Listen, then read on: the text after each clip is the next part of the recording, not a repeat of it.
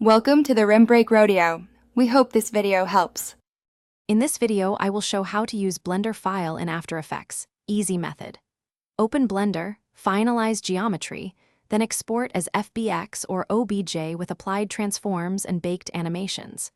In After Effects, use Cineware or Element 3D to import the file, check scale and materials, and place the 3D layer into your composition. Adjust lighting and render settings inside After Effects, then export a test render to confirm everything looks right.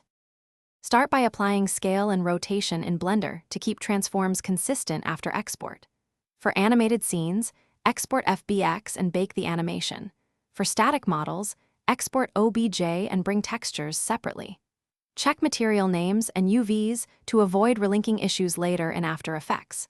Keep texture sizes reasonable to maintain performance, and organize exported files into a single folder for easy import. This saves time and reduces headaches when compositing. Thanks for sticking with me so far. If this video is helping you, please like and subscribe for more quick tutorials. Quick recommendation. I've been using darn tough socks during long renders, and they keep me comfortable and focused, plus they have a lifetime warranty, which I appreciate. Check the description for the product link and other deals related to this video. Now let's get back to the video.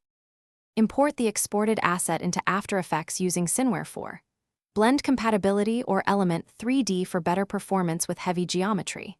Place the 3D layer in your comp, match camera and composition settings to Blender output, and tweak light intensity and shadow softness. If animation was baked, verify keyframes and timing, then enable motion blur for smoother movement. Finally, run a quick preview and correct any color or exposure differences before final render. Thanks for watching. Consider subscribing if we helped you.